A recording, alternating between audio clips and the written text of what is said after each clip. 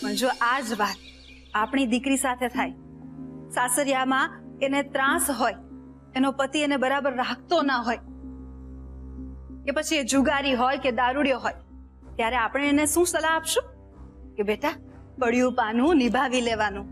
આ દુનિયામાં બધા જ એક સરખા કે સારા ન હોય. કેમ ભાઈ? એને આપણી ઘરે દીકરીનો જન્મ લઈને કઈ ગુનો કરી નાખ્યો છે? એને પોતાની મરજી પ્રમાણે જીવવાનો, પોતાની ઈચ્છાઓ, પોતાની આશા અરમાનો પૂરા કરવાનો કોઈ હક જ નથી? એમ નહીં બેન, તમે મારી વાત નહીં સમજી રહેલા. હું બરાબર સમજી ગઈ છું, પણ સમજવાનું તારે અને તારા જેવી વિચારસરણી ધરાવતા મા બાપે છે. એકવાર દીકરીના લગ્ન થઈ ગયા કે દીકરીને સાસરે વળાવી દીધી એટલે પતી ગયું, વાર્તા પૂરી, એવું ના હોય. અને આ બધામાં અમુક વખતે વાંક આપણી કોમલની જેમ પોતાની જિંદગી બરબાદ કરનાર છોકરીઓનો પણ એટલો જ છે. તને ખબર છે, આપણી કોમલ પણ એમ જ કહેતી હતી કે મમ્મી, હું મિહિરના ઘરે જવા માટે તૈયાર છું. હું કોઈના માથે નથી પડવા માંગતી. મારું જે થવાનું છે થશે. કોઈ પણ મા બાપ માટે એની દીકરી વધારાની થોડી હોય. હા તો. અને જે વાલસોઈ દીકરીને મા બાપે આંખોના રતનની જેમ સાચવી હોય, એ દીકરી એ મા બાપ માટે માથે કે ભારે કેવી રીતે પડી શકે? અને દીકરીઓ પણ પોતાના મા બાપ દુખી ન થાય, એમની બદનામી ન થાય, એ ડરથી મૂંગા મોઢે બધું ચૂપચાપ સહન કરી લેતી હોય છે, જે દીકરીઓએ પણ ના કરવું જોઈએ. પણ બેન, આમ નાની નાની વાતમાં છેડો પાડીને ચાલતી પણ ન પકડાય ને. તો તું જ કહે, તારા હિસાબે આપણી કોમલે શું કરવું જોઈએ? કોમલે પણ એના સાસરે જઈને મૂંગા મોઢે એનો ત્રાસ સહન કરવાનો, મનમાં ને મનમાં મૂંઝાયા કરવાનું, અને આપણે બેઠા બેઠા આપણી દીકરીને આશ્વાસન આપવાનું એમ કે બેટા આ જ જીવન છે, તારે હવે જે પડ્યું છે એ નિભાવી લેવાનું એમ. સવિતા, લગ્ન જીવન એ કોઈ પણ દીકરી માટે પૂર્ણ વિરામ નથી, અલ્પ વિરામ છે. એટલે જેમ અલ્પ વિરામ પછી વાક્ય આગળ લખી જ શકાય, એમ એક અસફળ લગ્ન જીવન પછી પણ દીકરી પોતાનું જીવન આગળ વધારવાનો અધિકાર ધરાવે જ છે. હું ક્યાં ના પાડું છું બેન? પણ તું હા પણ તો નથી પાડતી. અને જે લગ્ન જીવનમાં જીવન જ ના હોય, ખુશી જ ન હોય, એ લગ્ન શું કામના? બેન, મને તમારી વાત પણ સાચી લાગે છે, અને મારા મનમાં જે ડર છે ને એ પણ સાચો લાગે છે. તારા મનમાં જે ડર છે એ ખોટી માન્યતાને કારણે છે, અને સમાજની આ જ ખોટી માન્યતા તો આપણે બદલવાની છે. શું મંગળસૂત્રનું મહત્વ હું નથી જાણતી? આ સિંદૂર સૌભાગ્યની નિશાની છે એ હું નથી જાણતી? પણ દીકરી માટે જ્યારે આ જ મંગળસૂત્ર ફાંસીનો ગાળિયો સાબિત થાય, કે પછી આ સિંદૂર માથાનું કલંક સાબિત થાય, તો એને આપણે દૂર કરવા જ રહ્યા. અને સૌથી મહત્વની વાત કે જે લગ્ન આપણી સમાજની કે પછી કાયદાની ગેરહાજરીમાં થયા છે, એ લગ્નને માનવાનો તો સવાલ જ ઉભો નથી થતો. પણ બેન, ધારો કે કોમલબેને મંદિરમાં ની ને કોર્ટમાં લગ્ન કર્યા હોતે તો પણ મારું મંતવ્ય તો આ લગ્નને લઈને આ જ હોત. જે લગ્ન મારી દીકરીની સુખ અને શાંતિ છીનવી લે ને, એ લગ્નનો ભાર હું મારી દીકરીને પરાણે આખી જિંદગી તો ના જ વેંઢરવા દઉં. પણ બેન, મોટા શેઠનું શું? શું એમનું પણ આવું જ માનવું છે? હા, એમને મન પણ એની ચકલીનું સુખ જ પહેલા છે. દુનિયા શું કહેશે કે શું વિચારશે એમને જરાય ડર નથી. અને જો કોમલના મનમાં પણ કોઈ ડર હશે ને, એને પણ દૂર કરી નાખશે. કઈ વાતનો ડર સતાવે છે તને? પપ્પા, મિહિરના પપ્પા બહુ જ ખતરનાક છે. એમણે મને કહ્યું હતું કે જો હું મિહિર સાથે મેરેજ નહીં કરું તો આપણને બિઝનેસમાં બહુ જ નુકસાન પહોંચાડશે.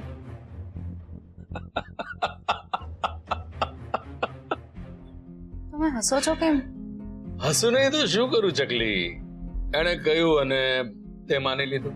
આ મઝુમદારને કારણે અમેરિકા વાળો જે આપણને લોસ થયો, ત્યાર પછી એક વાત મેં શીખી લીધી દીકરા.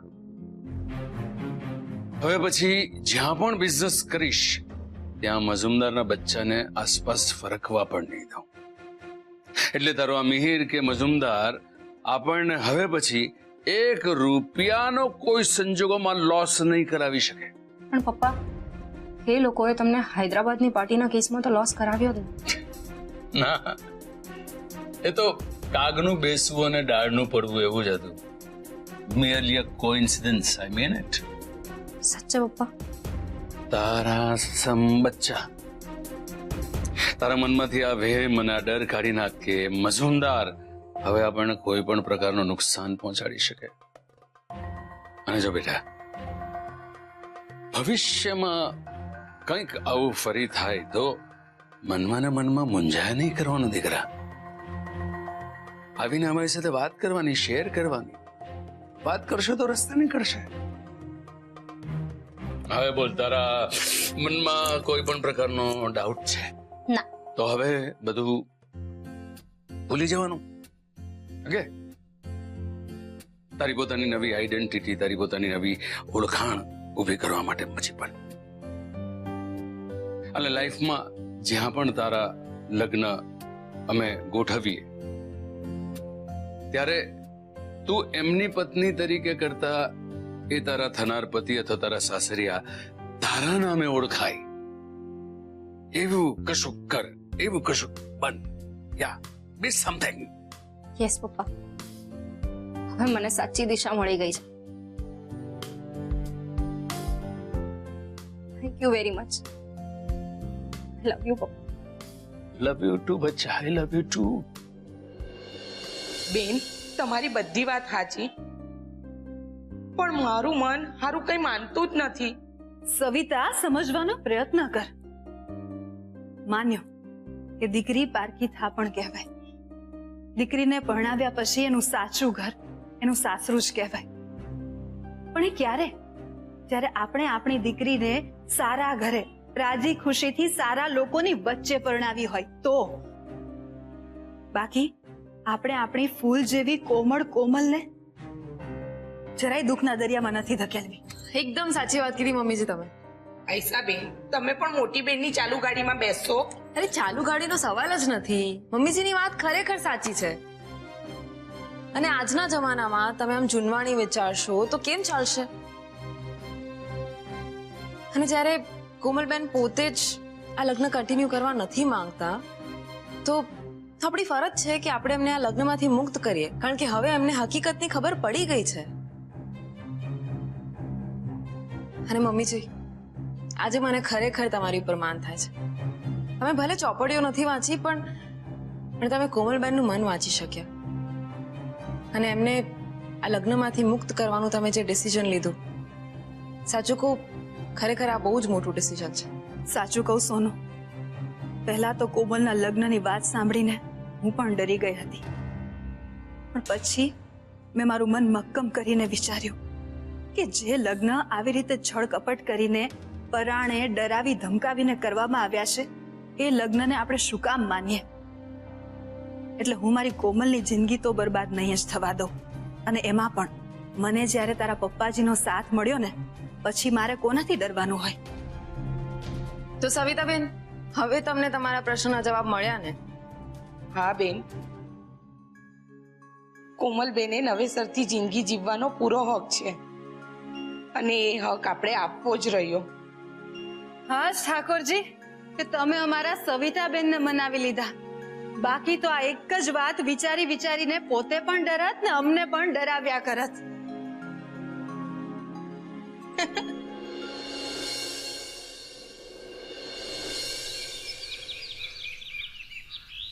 નહીં, મારી વાત સાંભળો. આજની 3 મીટિંગ કેન્સલ કરી દો. મારથી આજે નહીં પહોંચાય.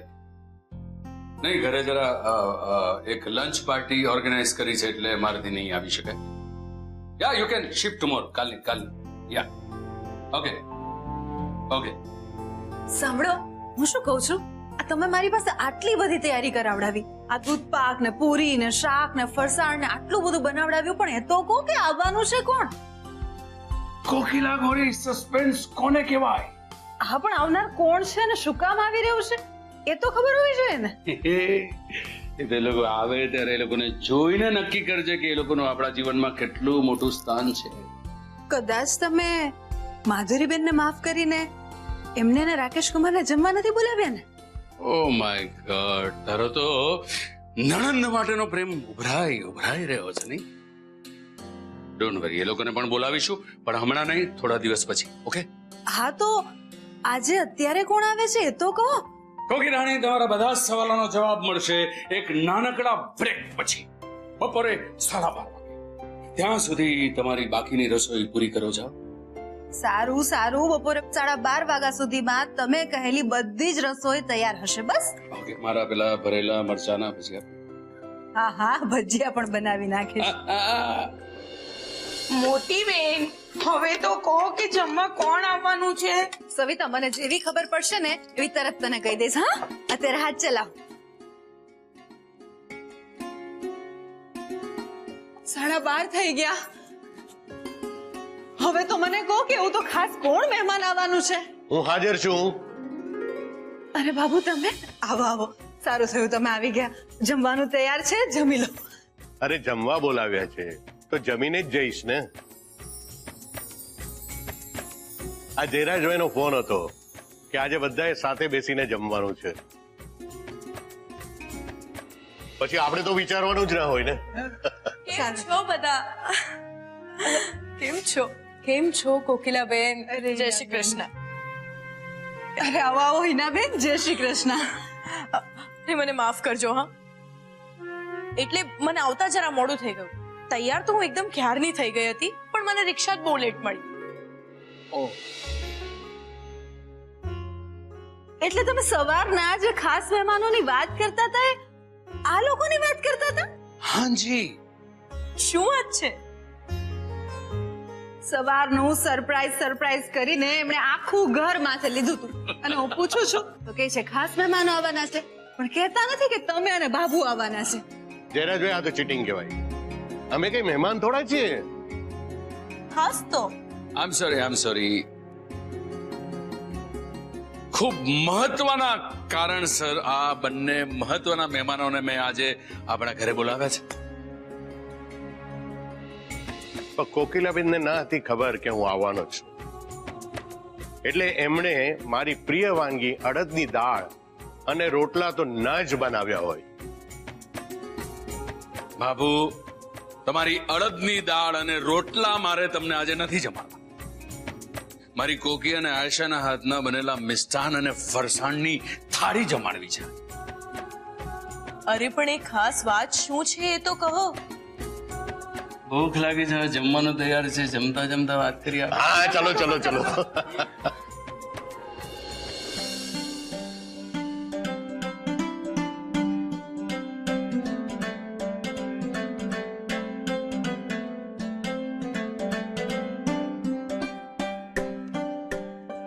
જયરાજભાઈ, હવે તો સસ્પેન્સ પરથી પડદો ઉપાડો.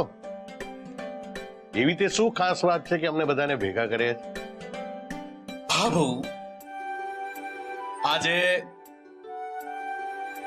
મારી ચકલીનો જન્મદિવસ છે. હા? પપ્પા, આજે કોમલનો થોડી બર્થડે છે. હા, મને ખબર છે યાર કે કોમલનો બર્થડે આજની ડેટે નથી, પણ આજના દિવસે આપણી કોમલને એક નવી જિંદગી મળી છે, નવી લાઈફ મળી છે. અને કોમલને આ નવી જિંદગી બાબુ અને હિનાબેનના સપોર્ટ વગર ન મળી હોત, એટલે એમનો ખાસ આભાર માનવા માટે મેં આજે એ લોકોને લંચ પર બોલાવ્યા છે. Babu, Hinaben, thank you very much. Thank you. Jayrajbhai, આભાર માનીને આમ અમને પારકા ના બનાવો. હા, અમે જે કંઈ પણ કર્યું છે એ અમારી ફરજ સમજીને કર્યું છે. હા, પણ જાણે અજાણે તમે બંને જણા મારી કોમલને નવજીવન આપવામાં નિમિત્ત બન્યા છો, એટલે મારે થેન્ક યુ તો કહેવું જ પડે. Thank you so much. અને સૌથી વધારે આભાર તો મારે મારી હોમ મિનિસ્ટર કો, મારી માલકીન કો, અન્નપૂર્ણા કો, એ મારી કોકીનો આભાર માનો છે. Thank you so much Koki for everything. Babu, જ્યારે પરિવાર પર કોઈ પણ પ્રકારની મુસીબત આવે ને ત્યારે હું ડરી જતો, ગભરાઈ જતો. મને થતું હવે હું શું કરું, પણ અચાનક મારી કોકી એની સાદી સમજણથી એવી ગુગલી નાખતી ને કે સમસ્યા બોલ્ડ થઈ જાય. અને ત્યારે હંમેશા મને થતું કે હું ખોટે ખોટો ગભરાઈ રહ્યો હતો. જ્યાં સુધી મારી આ લેડી લક મારી સાથે છે ત્યાં સુધી મારે કોઈ પણ પરિસ્થિતિ, કોઈ સમસ્યાથી ડરવાની જરૂર જ નથી. અને એ જ કારણસર કોકી, ખરેખર મારા હૃદયથી તારો પણ ખૂબ ખૂબ આભાર માનું છું. હે બેટા, આ બધું જ મેં તારા માટે કર્યું છે. આજથી તારી નવી જિંદગી શરૂ થઈ રહી છે. એટલે ભૂતકાળમાં જે કંઈ થઈ ગયું છે ને બાય બાય કરી દેવાનું અને નવી જિંદગીને વેલકમ કરવાની. Welcome. Okay. Happy birthday to ચકલી મારી.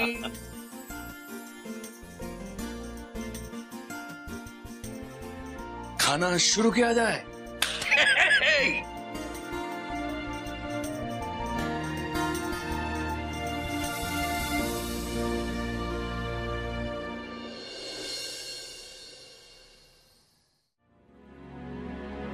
સવિતા, હું સુવા જાઉં છું. તો દૂધ લેવાનું તપેલું ટેબલ પર મૂકી દે. હા બેન, તમે હોઈ જાઓ, મેં મૂકી દેવા તપેલું. હે પણ શું વાત છે સવિતા, તારું કામ હજુ પત્યું નથી. તું ક્યારે સુવા જઈશ? બસ 10 મિનિટ જ લાગે. શું થયું? ક્યાં ખોવાઈ ગઈ? ઊભી કેમ છે? બતાવ તારા કામ. બેન, મારે તમને એક વાત કરવી હતી. બોલ. તમે ખીજવા હો તો નહીં ને? હવે તું નહીં કે ને તો ખીજાઈશ. બેન, મેં છે ને માનતા માની હતી કે કોમલબેન હેમખેમ ઘરે પાછા આવી જાય અને પેલા મિહિરના ત્રાસમાંથી છૂટી જાય ને તો આપણે આપણા ઘરે રાંદલમાં તેડાવવું. બેન, તમે ચૂપ કેમ છો? કઈ બોલો ને. તે કોમલ માટે માનતા માની છે? કેમ બેન, હું નહીં માની શકું? મારી નજરની સામે નાનેથી મોટા થતા જોયા છે કોમલબેનને, એટલે મારે મન તો એ મારા દીકરી જ છે. તે તો મારા મનની વાત કહી દીધી. હાશ, મને તો એમ કે તમે મારી પર ખીજવા હો કે આવી માનતા માનવાની હું જરૂર હતી? હું શું કામ ખીજાઉં? અને તારી માનતા એ મારી માનતા. અને આમ પણ માડીને તેડાવવામાં વિચાર થોડી કરવાનો હોય, એમને તો હરખથી તેડાવવાના હોય. પણ બેન, મોટા શેઠ હા પાડે? તું કેમ આમ કરે છે? અને આવા શુભ કામ માટે એ શું કામ ના પાડે? અને આમ પણ આજે થોડા મોડા આવવાના છે. આપણે હમણાં જ આરવ અને સોનુને બોલાવીને નક્કી કરી લઈએ કે ક્યારે રાંદલ તેડાવવા છે. હા હા, ચાલો આપણે નક્કી કરી લઈએ. હું એ લોકોને બોલાવું છું. તું ઝટ તારું કામ પતાવીને બહાર આવ. સારું. હા, આરવ, સોનુ, આવતીકાલે તમારે ઓફિસે કેટલા વાગે જવાનું છે? રોજના ટાઈમે. કેમ? તો તમે બહુ નહીં પણ અડધો કલાક ઓફિસે મોડા જાઓ તો ચાલે? તો વહેલી સવારે આપણે ઉઠીને પૂજાનું કામ પતાવી નાખીશું. તો શું છે, તમારે ઓફિસે આખો દિવસ નહીં પાડવો પડે. હા હા, કેમ નહીં? અડધો કલાક શું કામ? કલાક લેટ જઈશું. પણ પૂજા શેની છે? રાંદલમાંની પૂજા. સવિતાએ માનતા માની હતી કે કોમલ હેમખેમ ઘરે પહોંચી જાય તો આપણે રાંદલ તેડાવશું. અને કહેવાય છે ને કે માનતા જેટલી બને તેટલી જલ્દી પૂરી થઈ જાય તો સારું, ભાર ના રહે. એટલે મારી ઈચ્છા છે કે આપણે વહેલી તકે આ માનતા પૂરી કરી નાખીએ. માં, મને આ રાંદલ પૂજા સામે કોઈ વાંધો નથી, પણ આ બધું કરવું જરૂરી છે? આઈ મીન કે હું આ બધામાં માનતો નથી એવું કશું નથી, પણ હવે તો બધું સારું થઈ ગયું છે ને. હા ભાઈ, પણ હજુ વધારે સારું થાય એવી મારી ઈચ્છા છે. એટલે આપણે રાંદલમાંના લોટા તેડાવીશું. ભાઈ માની જાઓ ને, તમે જોજો ને, આપણે માં રાંદલને તેડાવીશું ને એટલે એ તરત જ એમનો પરચો બતાવશે અને આયસાબેનને ખોડાનો ખુન્નાર દેશે અને પાછું આપણે આપણા ઘરે સીમંત પ્રસંગે એમને પાછા તેડાવવા પડશે.